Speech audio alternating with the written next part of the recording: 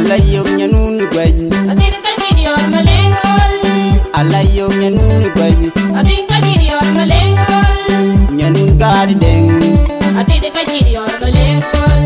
Nyanun gari deng Atin ka gidiyor malengol Nyanun kwany madunri Atin ka gidiyor malengol Nyanun kwany madun Atin ka gidiyor malengol Nyantir beg marola kwar Atin ka gidiyor malengol Nyantir beg marola ulang Atin ka gidiyor malengol Nyanatong lam pinum Atin ka gidiyor malengol Nyanatong lam pinum Atin ka gidiyor malengol Walayo gsura Atin ka gidiyor malengol Alayo daladin Atin ka gidiyor malengol Alayo daladin Atin ka gidiyor malengol Nyanti chagadan Jilek pingayom Pagale jibay Nyaun ka di deng Hagatit gajidi jurmalwal Nyaun ka di deng Pagale jijeweng Nyaun ka di deng Kubana nyon Bayo nyon Dweng wer yedway Atil ku banda nyon Dweng yu yedway Atil ku banda nyon Gumader gadidi Kumater nyanyon Gumader gadidi ma Kumater Gumader nyanyon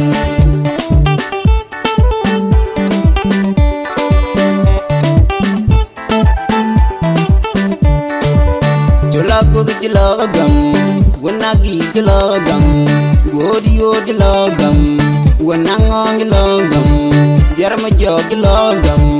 Wanawing jilagam Garangong jilagam Wanalwel jilagam Walalu jilagam Wanyawir jilagam Dilgubana nyon Bayo nyon Dweng na wer yedway Atil ku banda nyon Dweng yu yedway Atil ku banda nyon Gumader gadidi ma Kumater nyanyon Gumader gadidi Kumater nyanyon Napagay banu Long mayom yabanu Pawilo yabanu Goranyon yabanu Dweng na wer yedway Atil ku banda nyon Dweng yu yedway Atil ku banda nyon Gumader gadidi ma Kumater nyanyon Gumader gadidi ma Gumader Kumater nyanyon Gumader gadidi Gumader nanyon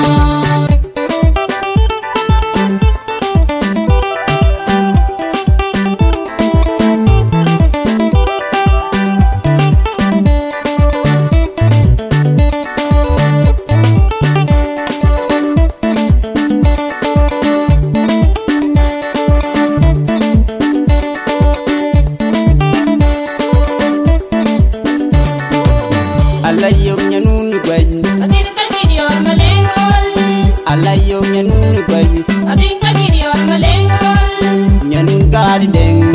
Atin ka gidiyor malengol Nyanun gari deng Atin ka gidiyor malengol Nyanun kwany madunri Atin ka gidiyor malengol Nyanun kwany madun Atin ka gidiyor malengol Nyantir beg marola kwar Atin ka gidiyor malengol Nyantir beg marola ulang Atin ka gidiyor malengol Nyanatong lam pinum Atin ka gidiyor malengol Nyanatong lam pinum Atin ka gidiyor malengol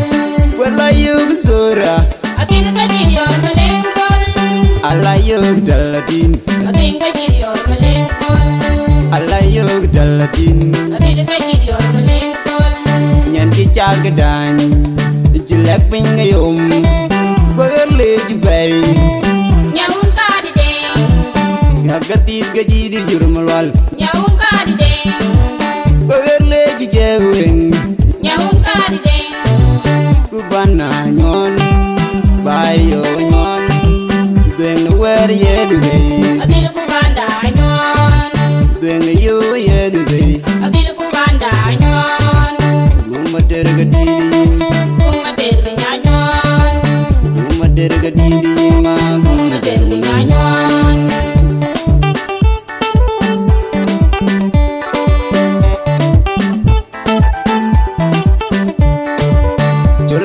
jilagam wanagi jilagam godiyo jilagam wanangong jilagam biar ma jog jilagam wanawing jilagam garangong jilagam wanalwel jilagam walalu jilagam wanyawir jilagam bilgu bananyon bayo nyon dwen wer yedbe Adil bubanda nyon. dwen yo yedbe Adil bubanda nyon. gumater gadidin ma Mater nyon. gumater gadidin Mater nyon. napagay banu long mayom yabanu pawilo yabanu goranyon yabanu dwen wer yedbe Adil bubanda nyon. dwen yo yedbe